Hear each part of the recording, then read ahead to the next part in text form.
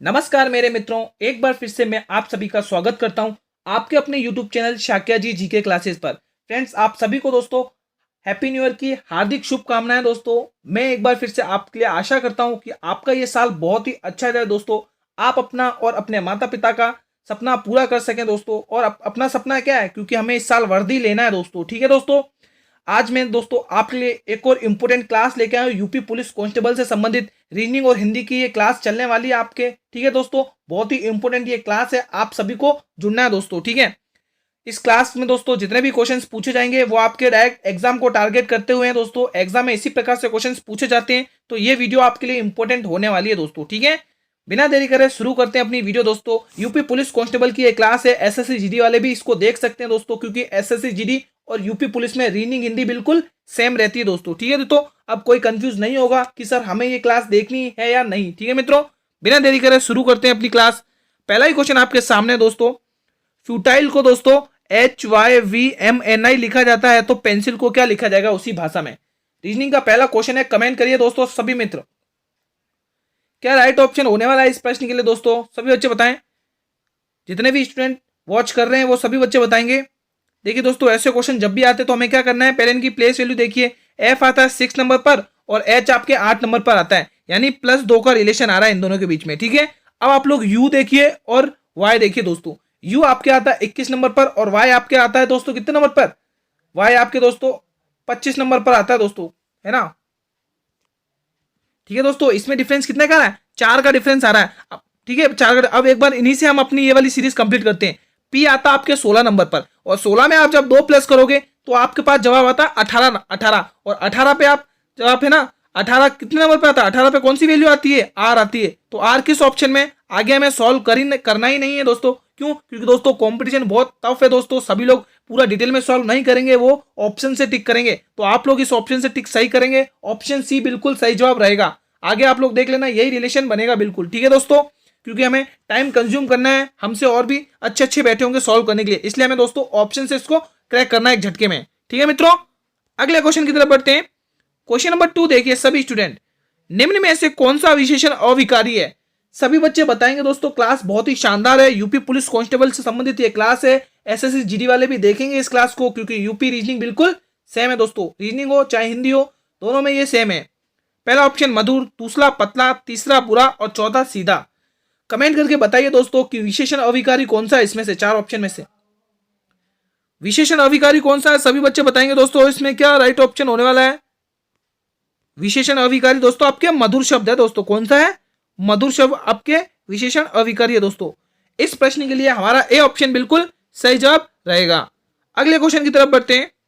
Question number 3 दोस्तों important video है, एक लाइक तो बनता है, जल्दी से इस वीडियो कर दें लाइक। लगता है आपको कि ये आपके लिए वीडियो इंपॉर्टेंट है, तो एक बार जल्दी से लाइक कर दें इस वीडियो के अंदर। पूरी क्लास दोस्तों आपके रीजनिंग और हिंदी से भरी हुई क्वेश्चन से संबंधित है, ताबड़तोड़ रिवीजन चलेगा। सभी बच्चों को जुड़ना है चैनल से। ठीक है मित्रों, इस प्रश्न का जवाब दीजिए। DFGJKMNQRT, अगला पद ज्ञात कीजिए। तो देखिए दोस्तों, इस क्वेश्चन को कैसे सोल्व करेंगे ध्यान से देखिए। D4 पे और देखिए D4 पे G7 पे, यानी कि 4 से 7 + 3 का डिफरेंस। ठीक है दोस्तों, अब देखिए G7 पर और K11 पर, यानी +4 का डिफरेंस। K11 पर और M आपके कौन से पर, K11 पर M आपके, N आपके 14 पे, यानी +3 का डिफरेंस है। यानी हमें पता चल गया +3 +4 +3 कौन से जो पहला वर्ड है उसमें। तो देखिए पहले वर्ड में +3 का गैप आ गया, दूसरे वर्ड में आपके कौन से +4 का आ गया। ठीक है, तीसरे वर्ड में +3 का गैप आ गया, अब चौथे में +4 का गैप आएगा। ठीक है, और पांचवें में +3 का गैप आ गया, यानी 18 आपके कितने पे आता है, R आपके 18 पे आता है। 18 पे आप जब 3 प्लस करोगे तो आपके पास जवाब आता है 21, और 21 पे आपके सभी को पता है कि क्या आता है, U आता है। ठीक है, अब हम दूसरे वाले पदों को देखिए। F आता है आपके 6 पर और J आता है आपके 10 पर, यानी 6 से 4 हुआ, 6 से 10 हुआ, यानी कि +4 गैप हुआ है। ठीक है, अब देखिए J आता है आपके 10 नंबर पर, ठीक है, और M आपके आता है 13 पर, यानी +3 हुआ है। ठीक है, अब देखिए M आपके 13 पर आता है और Q आपके कितने पर है, Q आपके कितने पर आता है, 17 पे आता है, यानी +4 का गैप हुआ, यानी +4 +3 +4 +3 और +4। ठीक है, तो आपके दोस्तों T कितने पे आता है, 20 पर। 20 पर आप जब 4 प्लस करेंगे तो आपके पास जवाब क्या आता है दोस्तों, X आता है, यानी UX इस प्रश्न के लिए बिल्कुल सही जवाब रहेगा दोस्तों। इस प्रकार का क्वेश्चन इस प्रकार से आप सभी को सॉल्व करना है। अगला क्वेश्चन देखिए सभी बच्चे, क्वेश्चन नंबर 4 देखिए, हर काम को देरी से करने वाले को क्या कहते हैं? दीर्घदर्शी, अदूरदर्शी, विलंबी या फिर दीर्घसूत्री? सभी बच्चे कमेंट सेक्शन में बताएंगे कि क्या राइट ऑप्शन होगा। वीडियो अच्छी लग रही हो तो वीडियो करेंगे लाइक और अपने सभी मित्रों में इस वीडियो को करेंगे शेयर दोस्तों। जल्दी से जवाब दीजिए, बहुत ही शानदार ये क्वेश्चन है। हर काम को देरी से करने वाले को हम क्या कहते हैं? उसको हम कहते हैं दोस्तों दीर्घसूत्री। क्या कहते हैं मित्रों? मैं यहां पर लिख देता हूं, दीर्घसूत्री कहते हैं दोस्तों, ठीक है, दीर्घसूत्री कहते हैं। क्वेश्चन नंबर 4 का सही जवाब ऑप्शन डी रहेगा। अगला क्वेश्चन, जो किसका हित चाहता हो, मतलब जो सबका हित चाहता हो उसको क्या बोलते हैं? हितकारी, अहितकारी, हितैषी या फिर हितभाषी? कमेंट करिएगा मित्रों कि क्या राइट ऑप्शन होने वाला है इस प्रश्न के लिए। दोस्तों बहुत ही शानदार क्वेश्चन है दोस्तों। नए साल के साथ नई शुरुआत करनी है दोस्तों। इस बार हमें वर्दी लेनी है दोस्तों। इस मोटिवेशन से आप पढ़ाई करेंगे दोस्तों, ठीक है। कोशिश करने वालों की हार नहीं होती दोस्तों, ध्यान रखें। कोशिश करते रहिए, कर्म करते रहिए, फल की चिंता ना करें दोस्तों। दोस्तों जो सबका हित चाहता है उसको बोलते हैं हितैषी दोस्तों। क्या बोलते हैं? हितैषी। क्या कहेंगे मित्रों? हितैषी कहेंगे। ऑप्शन सी प्रश्न के लिए जवाब सही रहेगा। अगला क्वेश्चन, क्वेश्चन 6 देखिए, जिस प्रकार ड्राइविंग बस से संबंधित है तो उसी प्रकार फ्लाइंग किससे संबंधित होगी? ड्राइविंग किसकी करेंगे? बस की, एयर, काइट, बर्ड या एरोप्लेन? तो फ्लाइंग यानी फ्लाइंग में किसकी सवारी होती है? एरोप्लेन की दोस्तों। यानी फ्लाइंग क्या उड़ता है? एरोप्लेन उड़ता है। तो ऑप्शन डी इस प्रकार से बिल्कुल सही जवाब रहेगा। जिस भी स्टूडेंट ने ऑप्शन डी को टिक किया है वो अपनी तैयारी एक शानदार लेवल पर कर रहा है। अगला क्वेश्चन देखिए सभी स्टूडेंट, क्वेश्चन नंबर 7 देखिए, जिस प्रकार क्यू यू आई जेड का संबंध आर वी जे ए से है उसी प्रकार आपको क्लास से संबंधित बताना है। वही संबंध आपको क्लास के साथ बनाना है। कमेंट करिएगा मेरे सभी मित्र की क्या राइट ऑप्शन होने वाला है इस प्रश्न के लिए। सभी बच्चे बताएंगे। देखिए दोस्तों, इस क्वेश्चन को जब भी इसी प्रकार के क्वेश्चन करते हैं तो आपको माइंड में सॉल्व करना है दोस्तों विद इन सेकंड्स में। कैसे? जैसे क्यू आपके कितने पे आता है? 17 पर आता है और आर आपके 18 पे आता है, यानी कि +1 हो रहा है। हमें पता चल गया +1 हो रहा है, ठीक है। अब देखिए यू आपके 21 पे आता है और वी आपके 22 पे आता है, तो 21-22 में वापस भी +1 हो रहा है, यानी कि +1 सभी में होते जा रहा है। अब हमें आगे नहीं देखना है, जल्दी से क्लास के साथ वो डिफरेंस, वो संबंध बनाइए। सी आता है आपके 3 नंबर पर। 3 में जब आप 1 प्लस करेंगे तो आपके पास जवाब आता है 4 और 4 आता है डी। यानी हमें सारे ऑप्शन देखने की जरूरत नहीं है, खाली हम 2 ऑप्शन को देखेंगे, क्योंकि फर्स्ट लेटर दोस्तों डी किसी में भी नहीं आ रहा है, वो हमारे सेकंड ऑप्शन में आ रहा है। तो इस प्रकार से आप विद इन सेकंड माइंड में ऐसे ट्रिक से करना है दोस्तों, ठीक है। ओरली करना है दोस्तों। हमें हो सके दोस्तों रीजनिंग के क्वेश्चन में जितना हो सके उतना आप पेंसिल पेन बिल्कुल ना उठाएं विद इन सेकंड, ठीक है दोस्तों। माइंड में करने की कोशिश किया करें, ठीक है, और ऑप्शंस की सहायता भी लिया करें दोस्तों, ठीक है। अगले क्वेश्चन की तरफ बढ़ते हैं। क्वेश्चन नंबर 8 देखिए, एओपी से CQR EST GUV, दोस्तों ये कौन सी सीरीज चल रही है? जल्दी से रिलेशन पता करिए और आंसर दीजिए सभी बच्चे। क्या राइट ऑप्शन होने वाला है इस प्रश्न के लिए? जल्दी से जवाब दीजिए with in seconds. Calculation in air, calculation in mind से सॉल्व करना है दोस्तों। जल्दी से सॉल्व करिए माइंड में सभी बच्चे। कैसे करना है इस क्वेश्चन को आप ध्यान से देखिए। पहले हम ए और सी का डिफरेंस देखेंगे। ए आपके आता है 1 नंबर पर, सी आता है आपके 3 नंबर पर, यानी कि +2 हुआ है। अब देखिए ओ आता आपके 15 नंबर पर और क्यू आता आपके 17 नंबर पर। 15 और 17 में भी +2 हुआ है। देखिए दोस्तों +2 होते जा रहा है। एक और देख लीजिए, आपके तसल्ली के लिए देख लेते हैं। पी आपके 16 पर आता है और आर आपके 18 पर आता है, +2। यहां पर भी +2, ठीक है। तो +2 सब में वही रिलेशन है। तो जी आपके 7 पे आता है और 7 में आप जब +2 करेंगे तो 9 आता है और 9 पे आप सभी को पता है कि आई आता है। क्या आता है? आई आता है दोस्तों, ठीक है। ठीक है मित्रों, क्या आता है दोस्तों? आई आता है दोस्तों। इस प्रकार से आप ध्यान रखेंगे, ठीक है। हम प्लेन चेंज कर देते हैं, आई आता है, ठीक है। अब यू आता है आपके 21 नंबर पर। 21 में आप 2 प्लस करिए तो 23 आता है और 23 पर क्या आता है? डब्ल्यू आता है, IW। अब ऑप्शन देख लीजिए, कहां दिख रहा है IW? हमारे एक ही ऑप्शन में दिख रहा है, सी ऑप्शन, ठीक है दोस्तों। तो सी ऑप्शन इस प्रश्न के लिए बिल्कुल सही जवाब रहेगा दोस्तों, ठीक है दोस्तों। तो IWX इस प्रश्न के लिए बिल्कुल सही जवाब होगा। जिस भी स्टूडेंट ने ऐसे उड़ाया है वो बिल्कुल शानदार लेवल की तैयारी कर रहा है। लग रहा है कि यूपी पुलिस कांस्टेबल की तैयारी कर रहे हैं आप लोग। अगला क्वेश्चन देखिए, क्वेश्चन नंबर 9 देखिए, हिमालय, दशरथ, अयोध्या, इनमें बताना है आपको कौन सी संज्ञा लगी हुई है, जातिवाचक, भाववाचक, व्यक्तिवाचक या फिर ये सभी। जल्दी से बताइए दोस्तों कि क्या राइट ऑप्शन होने वाला है।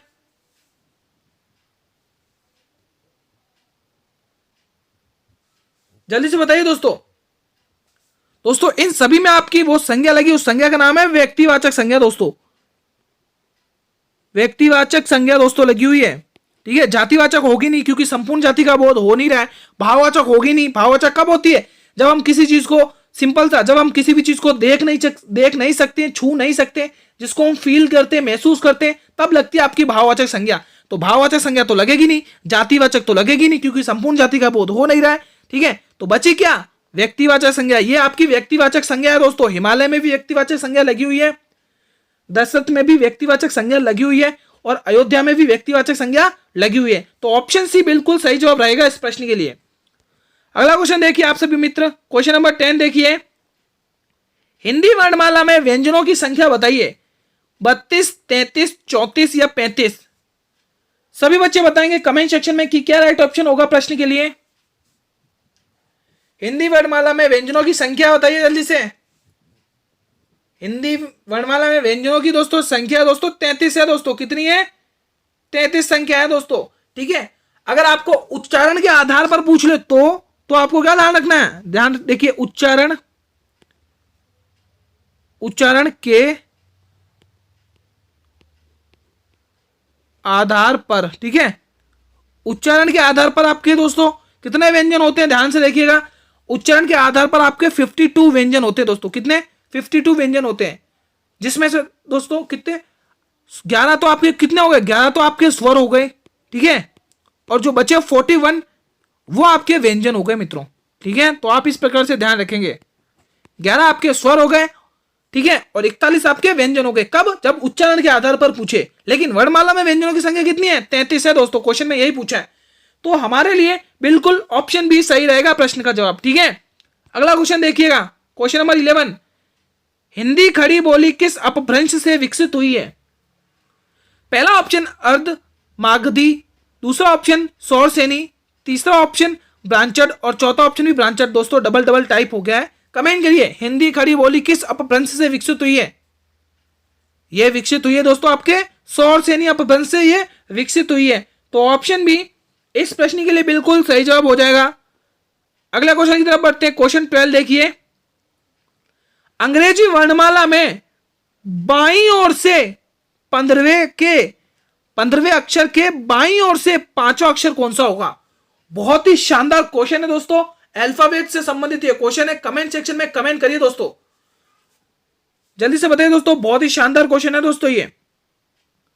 क्या राइट ऑप्शन होगा दोस्तों ऐसे क्वेश्चन के लिए। दोस्तों ऐसे क्वेश्चन सॉल्व करने के लिए ध्यान रखिए, मैं बता देता हूं, लेफ्ट प्लस लेफ्ट अगर सेम सेम आते हैं तो हम करेंगे माइनस, राइट प्लस राइट आते हैं तो भी हम क्या करेंगे, माइनस। ठीक है, एल प्लस आर आता है तो भी हम क्या करेंगे, प्लस, और आर प्लस एल आता है तो हम क्या करेंगे, प्लस। ठीक है, मतलब कि सेम सेम आए तो घटेंगे, अगर अलग अलग अपोजिट है तो हम जोड़ेंगे दोस्तों। यानी दाया बायां अलग अलग है तो हम जोड़ेंगे, दाया दाया सेम आए तो हम घटाएंगे, बायां बायां सेम आए तो हम घटाएंगे। ठीक है, कहने का मतलब ये। ठीक है दोस्तों, समझ में आया। अब हम इस क्वेश्चन को सॉल्व करते हैं।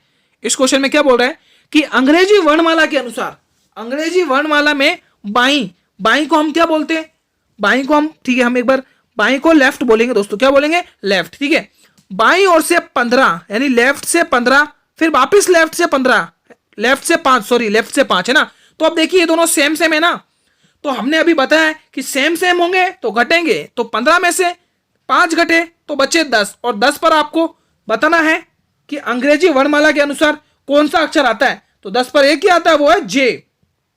10 पर के, 11 पर एल, 12 पर आई, 9 पर। ठीक है, तो हमारा बी ऑप्शन बिल्कुल सही जवाब रहेगा। ऐसे क्वेश्चंस को करने के लिए ये तो आपके लिए इंपॉर्टेंट है ही, मोस्ट इंपॉर्टेंट है ही, लेकिन सबसे मोस्ट इंपॉर्टेंट तो ये है कि आपको A to Z सभी की प्लेस वैल्यू पता होनी चाहिए कि कौन कितने नंबर पर आता है मित्रों। ठीक है, अगला क्वेश्चन, क्वेश्चन 13 देखिए सभी स्टूडेंट्स, 16 से 14, 14 से 11, 11 से 7 और 7 से 2, दोस्तों इस सीरीज में थोड़ा सा यहाँ पर -2 होना चाहिए शायद, हाँ -2 होना चाहिए दोस्तों यहाँ पे, क्योंकि दोस्तों अगर हम डिफरेंस देखते हैं तो यहाँ पर हमें डिफरेंस किसका दिखता है, 16 से 14 यानी -2 हुआ है, 14 से 11 यानी कि क्या हुआ है, 14 से 11 यानी कि हमारा -3 हुआ है दोस्तों, ठीक है। अब 11 से 7 हुआ यानी कि -4 हुआ है, और 7 से ये हुआ तो यानी -5 हुआ। अब इसमें देखिए डबल डिफरेंस, -1 का, इसमें भी -1 का, इसमें भी -1 का, तो दो में से आप एक माइनस करेंगे तो आपके पास जवाब आना चाहिए 1 दोस्तों। तो इस प्रश्न के लिए एक ऑप्शन बिल्कुल सही जवाब रहने वाला है दोस्तों, ठीक है दोस्तों। नहीं, एक ऑप्शन सही जवाब नहीं होगा, हम यहाँ पर माइनस करेंगे 1, ठीक है। इनका डिफरेंस -1 हो गया, इनका डिफरेंस -1 हो गया, इनका डिफरेंस यानी हम यहाँ पे -1 करेंगे, तो -1 अपन 5 में से करेंगे तो आपके पास जवाब आता है 4, और 4 में से 2 घटेंगे तो आपके पास जवाब आएगा 2। ये वाला ऑप्शन हमने गलत टिक कर दिया, ये नहीं होगा, 2 ऑप्शन सही रहेगा। ऑप्शन सी इस प्रश्न के लिए बिल्कुल सही जवाब रहेगा दोस्तों। बढ़ते हैं अगले क्वेश्चन की तरफ। क्वेश्चन 14 देखिए, 5 से 7, 2 से 7, 5 से 2, 2 से 7, 7 से 9, ये आई है लेवल की सीरीज। देखते कौन उड़ाता है एक झटके में। मोस्ट इंपोर्टेंट सीरीज है दोस्तों। कमेंट सेक्शन में बताइए कि क्या राइट ऑप्शन होने वाला है इस प्रश्न के लिए। बहुत ही शानदार और लेवल का क्वेश्चन आया है इस बार। जल्दी से जवाब दीजिए दोस्तों, क्या राइट ऑप्शन होगा, सभी बच्चे बताएंगे। जल्दी से जवाब दीजिए दोस्तों, बहुत ही शानदार क्वेश्चन है। देखिए दोस्तों इस क्वेश्चन में क्या हुआ है, 5 में 2 जोड़ा तब आपके पास जवाब आया 7, यानी 5 और 2 को जोड़ा जवाब आया 7, 7 और 2 को जोड़ा तो आपके पास जवाब आया 9, और 9 और 7 को जोड़ा तो आपके पास जवाब आया 16, ठीक है। उसी प्रकार से आप 16 और 25 को जोड़िए तो आपके पास जवाब आता है 36, और 36 इस ऑप्शन में नहीं दे रखा है तो यहाँ पर हम लिख लेते हैं एक ऑप्शन 36 है। तो इस प्रश्न के लिए बिल्कुल 36 सही आंसर रहेगा दोस्तों। इसमें मिसप्रिंट हो गई दोस्तों, यहाँ 41 की जगह 36 होना चाहिए था, ठीक है दोस्तों। तो इस प्रकार से ये क्वेश्चन आप सॉल्व करेंगे दोस्तों। अधिकतर बच्चों के गलत है और कुछ बच्चों के सही है। अगला क्वेश्चन देखिए, क्वेश्चन 15, मुख्य क्रिया के अर्थ को कौन सी क्रिया स्पष्ट और पूर्ण रूप करती है दोस्तों, पूर्ण करती है। पहला ऑप्शन आपके लिए होगा सहायक क्रिया, दूसरा ऑप्शन नामबोधक क्रिया, तीसरा ऑप्शन प्रेरणात्मक क्रिया, और चौथा ऑप्शन नाम धातु क्रिया। कमेंट करिए मित्रों कि क्या राइट ऑप्शन होगा प्रश्न के लिए। मुख्य क्रिया के अर्थ को कौन सी क्रिया स्पष्ट रूप और पूर्ण रूप से करती है, वो क्रिया दोस्तों आपके सहायक क्रिया। दोस्तों कौन सी क्रिया, यहां पर मैं लिख देता हूं, वो क्रिया कौन सी है, सहायक क्रिया है मित्रों। कौन सी है, सहायक क्रिया। तो ऑप्शन ए बिल्कुल सही जवाब होगा। ए जो भी बच्चे लॉक कर रहे हैं झटके में, वो अपनी तैयारी बहुत ही शानदार लेवल पर कर रहे हैं। अगला क्वेश्चन, क्वेश्चन 16 देखिए, जिस प्रकार ताजमहल का संबंध भारत से है तो वही संबंध आपको पिरामिड के साथ बताना है, जिसमें आपके लिए पहला ऑप्शन हो जाएगा अमेरिका, दूसरा जापान, तीसरा मिस्र और चौथा ईरान। 4 ऑप्शन आपके सामने, आप लोग कमेंट करिएगा। जिस प्रकार से दोस्तों ताजमहल आपके इंडिया में यानी कि भारत में, उसी तरह पिरामिड आपके दोस्तों मिस्र में है दोस्तों। कहां पर है ये, मिस्र में दोस्तों। ऑप्शन सी इस प्रश्न के लिए बिल्कुल सही जवाब रहेगा दोस्तों।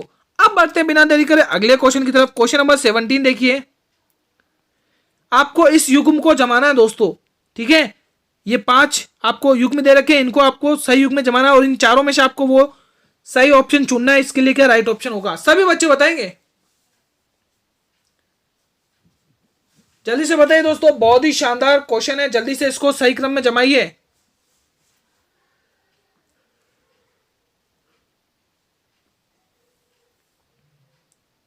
जल्दी से बताइए। देखिए दोस्तों सबसे पहले 3 नंबर यानी कि कमरा आएगा दोस्तों। पहले क्या आएगा हमारे पास, कमरा आएगा। अब कमरा आ गया तो कमरे से हम क्या बनाएंगे, मकान बनाएंगे। कमरे के अंदर मकान होता है दोस्तों, ठीक है। अब मकान बन गया तो मकान के आने जाने का रास्ता होना चाहिए, तो रास्ते के लिए हमें सड़क चाहिए दोस्तों, ठीक है। अब सड़क हो गई तो अब सड़क मतलब घर बन गया, कमरा बन गया, सड़क हो गई। अब हम कस्बा बनाएंगे, ठीक है। अब कस्बे से तुम्हारा पूरा जिला बन जाएगा, यानी 3 1 2 4 5, 3 1 2 4 5 हमारे कौन से ऑप्शन में दिख रहा है, 3 1 2 4 5 हमारे सी ऑप्शन में दिख रहा है।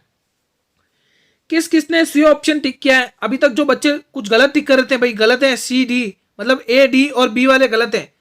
सी ऑप्शन जो भी टिक कर रहे हैं वो अपनी तैयारी बहुत ही शानदार लेवल पर कर रहे हैं मित्रों दोस्तों, ठीक है दोस्तों।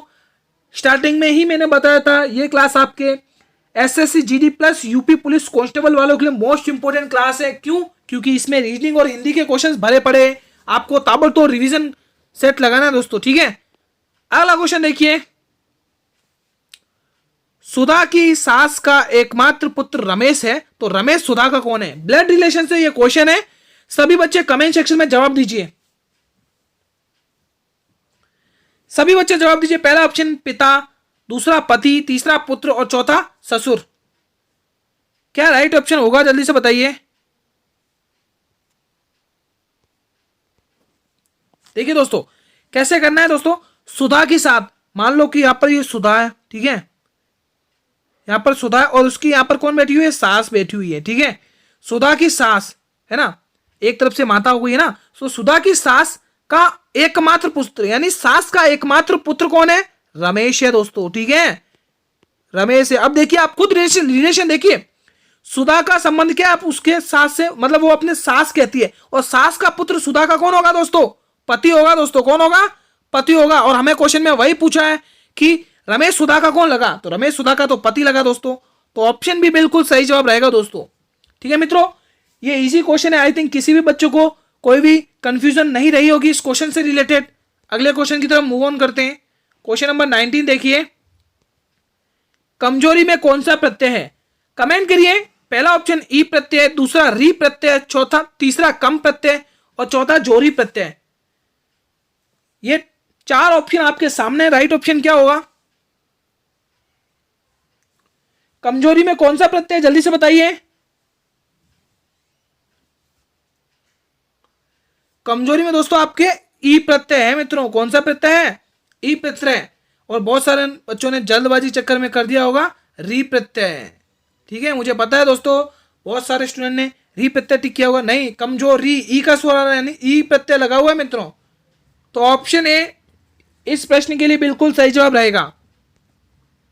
अगले क्वेश्चन की तरफ मूव ऑन करते हैं। वह घर से बाहर गया, इस वाक्य में कौन सा कारक है?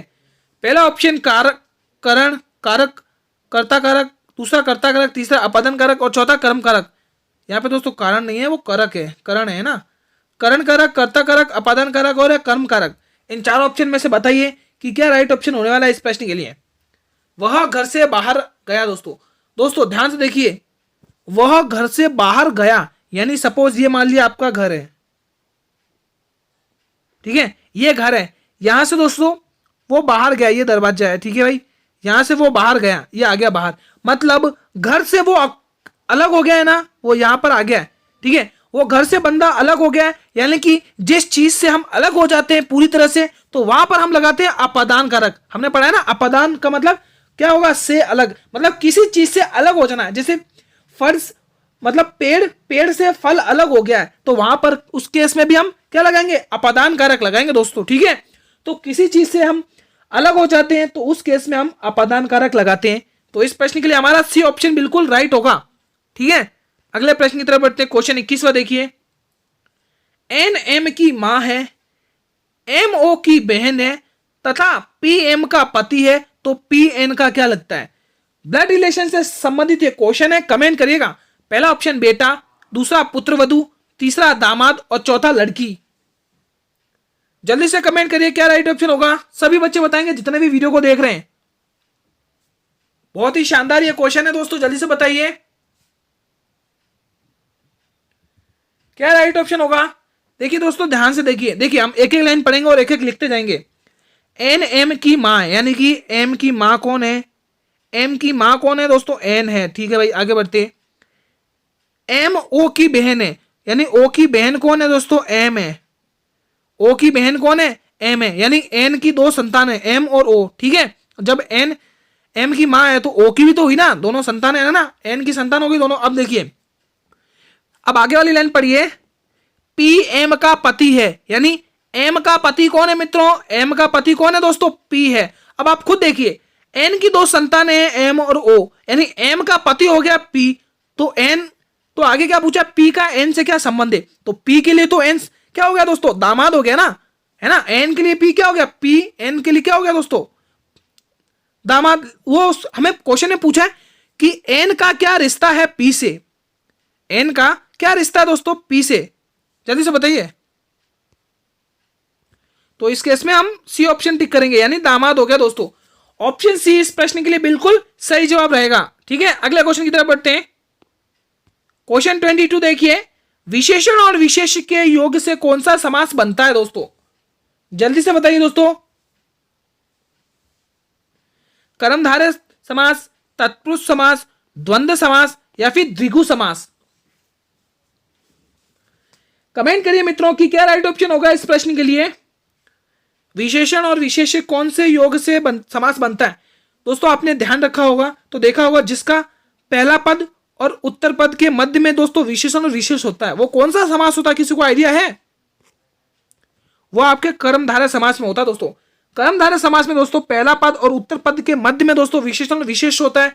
तो हम कर्मधारय बिल्कुल सही टिक करेंगे, ऑप्शन ए बिल्कुल सही जवाब टिक करेंगे। जो भी स्टूडेंट ऑप्शन ए को टिक करें वो बिल्कुल सही तैयारी करें, बहुत ही शानदार लेवल पर अपनी तैयारी करें। अगला क्वेश्चन देखिए, क्वेश्चन 23 देखिए, ये भी बहुत ही शानदार क्वेश्चन है दोस्तों। कमेंट करिएगा, बहुत ही शानदार लेवल का क्वेश्चन है। अगर प्लस का अर्थ गुणा है, माइनस का अर्थ भाग है, गुणा का अर्थ माइनस है और भाग का अर्थ प्लस है, तो ये आपको जो श्रृंखला दी गई है इसमें आप लोग रिलेशन बताइए वही का वही। इस प्रकार के जब भी क्वेश्चंस आते हैं दोस्तों तो आपको कुछ नहीं करना है, बस ध्यान से देखना है और ध्यान से पढ़ना है। ऐसे आते हैं तो पहले आप लोग इनके मान लिख लिया करें। मैंने जैसे यहाँ पर 30 लिख लिया, फिर मैंने इनके बाद क्या लिख लिया, 15 लिख दिया, है ना। 15 के बाद आपके 5 लगा दिया। ये दोस्तों मैथमेटिकल ऑपरेशन रीजनिंग का क्वेश्चन है, ठीक है। उसके बाद मैंने 2 लिख दिया, उसके बाद मैंने 12 लिख लिया। सबसे पहले संख्या एज इट इज उतारनी है। अब बनाइए। अब इसमें देखिए प्लस कहां दिख रहा है, यहां पर दिख रहा है। यहां पर प्लस का अर्थ है गुणा, यानी 5 और 2 के बीच में गुणा लगाइए। 1 मिनट हम अलग साइन से लगाएंगे दोस्तों इसको, 1 मिनट, ताकि तुमको भी कंफ्यूजन ना हो, ठीक है मित्रों। हाँ, अब देखिए प्लस इसी में दिख रहा है तो प्लस की जगह हमें क्या लगाना है, ये लगा दिया हमने गुणा। अब आगे बढ़ते हैं। माइनस का अर्थ है भाग। माइनस कहां दिख रहा था हमें, इन दोनों के बीच में माइनस दिख रहा था, 15 और 5 के बीच में माइनस दिख रहा था। उस माइनस की जगह हमें भाग लगाना है, हमने लगा दिया भाग। अब आगे देखिए, गुणा का अर्थ है माइनस। अब गुणा कहां दिख रहा था, गुणा हमें 2 और 12 के बीच में दिख रहा था, तो 2 और 12 के बीच में हम गुणा की जगह अब क्या लगाएंगे, माइनस लगेंगे। बचा क्या, प्लस। तो हम इस क्वेश्चन को सॉल्व करेंगे हमारे बोर्ड मास रूल के अकॉर्डिंग। तो बोर्ड मास रूल ब्रैकेट कहता है, ब्रैकेट तो है नहीं। अब सॉल्व करेंगे डिवाइड को। 5 को आप 15 से डिवाइड करेंगे तो आपके पास आता है जवाब 3, ठीक है। अब 3 को आपको गुणा करना है 2 से। 3 और 2 का गुणा होता है दोस्तों आपके 6, ठीक है। अब 6 में 30 प्लस करिए 36, ठीक है। और 36 में से जब आप 12 घटाएंगे तो आपके पास जवाब आएगा, क्या आएगा दोस्तों, 24 आएगा दोस्तों। क्या आएगा, 24, ठीक है दोस्तों। समझ में आया इस प्रकार के क्वेश्चन कैसे सॉल्व करने हैं। ऑप्शन ए इस प्रश्न के लिए बिल्कुल सही जवाब रहेगा दोस्तों।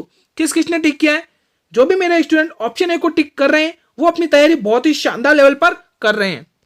अगला क्वेश्चन देखिए, अगला क्वेश्चन 24 देखिए। सभी स्टूडेंट को हर एक क्वेश्चन का जवाब कमेंट सेक्शन में देना है। अर्थालंकार में कितने भेद होते हैं, जल्दी से बताइए। पहला ऑप्शन 3, दूसरा 12, तीसरा 15 और चौथा 16। क्या राइट ऑप्शन होगा, जल्दी से बताइए। जितने भी स्टूडेंट देख रहे हैं वो सभी बच्चे बताएंगे इस प्रश्न के लिए क्या राइट ऑप्शन होगा। अर्थालंकार में भेद होते हैं दोस्तों आपके 12। कितने भेद होते हैं दोस्तों, 12 भेद होते हैं। इस प्रश्न के लिए हमारा ऑप्शन बी बिल्कुल सही जवाब रहेगा। अगला क्वेश्चन की तरफ बढ़ते हैं। अंतिम और अगला प्रश्न है दोस्तों, बहुत ही शानदार है। अब बताइए कि कौन सा समीकरण इसमें से सही है। ऐसे क्वेश्चन को दोस्तों with in seconds calculation in air और कैलकुलेशन इन माइंड में करना है दोस्तों। जल्दी करिए कैलकुलेट, बोर्ड मास रूल लगाइए और जल्दी से देखिए कौन सा जवाब बिल्कुल सही रहेगा, ठीक है। एक एक करना, हम स्टार्ट करें। देखिए पहले 2 को 12 से डिवाइड करेंगे, हमारे पास जवाब आएगा 6। 6 में 6 के बाद 4 और 3 को गुणा कर दिया, कितना आता है 12, यानी 12 6 जोड़ेंगे तो कितना आएगा, 12 में आप 6 जोड़ेंगे तो आपके पास जवाब आएगा 18। लेकिन यहाँ 6 लिख रखा है, ये भी नहीं होगा, ठीक है। 4 को 2 से डिवाइड कीजिए, 2 आता है। अब 12 को 3 से गुणा कीजिए, 36 आता है। 36 में जब आप 2 प्लस करेंगे तो आपके पास जवाब आता है 38, लेकिन यहाँ 42 आ रहा है, ये भी नहीं होगा। 3 को आप 12 से भाग करिए दोस्तों, क्या आता है, 3 को आप जब 12 से भाग करेंगे तो आपके पास जवाब आता है 4, और ठीक है। और 4 को यहाँ पे 2 से गुणा करेंगे तो आपके पास जवाब आता है 8।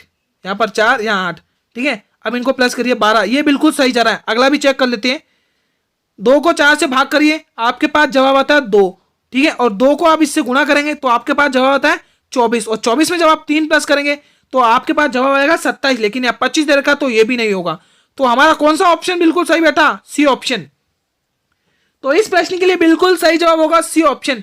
किस किसने ऑप्शन सी को टिक किया मित्रों? जो भी मेरे स्टूडेंट्स ऑप्शन सी को टिक कर रहे हैं वो अपनी तैयारी बहुत ही शानदार लेवल पर कर रहे हैं मित्रों। ठीक है, आज की क्लास को हम मित्रों यहीं पर समाप्त करते हैं दोस्तों। ठीक है, अगर इस क्लास के अंदर मेरे किसी भी स्टूडेंट को किसी भी क्वेश्चन से किसी भी प्रकार का कोई डाउट होता है तो ये कमेंट सेक्शन आप लोगों के लिए है मित्रों। आप लोग यहाँ पर बेझिझक होकर कमेंट करें, मैं यहाँ पर रिप्लाई कर दूंगा दोस्तों। वीडियो की अगर आपको पीडीएफ चाहिए तो आप लोग जुड़िए मेरे टेलीग्राम चैनल से, जिसका लिंक मैंने इस वीडियो के डिस्क्रिप्शन में दिया हुआ है दोस्तों। ये क्लास दोस्तों यूपी और एसएससी जीडी वालों के लिए थी दोस्तों। ठीक है, जो भी तैयारी कर रहे हैं दोस्तों। ठीक है, डेली इसी टाइम पर आपके क्लास लगती है दोस्तों। ठीक है, सभी बच्चों को जुड़ना है दोस्तों चैनल से दोस्तों। ठीक है, और दोस्तों अगर आपको लगता है आपके लिए वीडियो इंपॉर्टेंट है तो एक बार इस वीडियो सभी मित्र कर देंगे लाइक, और अपने सभी मित्रों में इस वीडियो को करेंगे दोस्तों शेयर। दोस्तों चैनल पर भी पहली बार विजिट कर रहे हैं तो चैनल को भी कर लीजिएगा सब्सक्राइब, और बेल नोटिफिकेशन को भी प्रेस कर दीजिएगा, ताकि मैं जब भी नई वीडियो को अपलोड करूंगा तो सबसे पहले नोटिफिकेशन आप लोगों को मिलेगा दोस्तों। ठीक है दोस्तों, अब आप लोग एंजॉय करिए आपका दिन दोस्तों, पढ़ाई भी करिए दोस्तों। ठीक है, कल मिलते हैं दोस्तों इसी टाइम पर एक और नए धमाकेदार वीडियो के साथ। तब तक के दोस्तों जय हिंद, जय भारत, वंदे मातरम।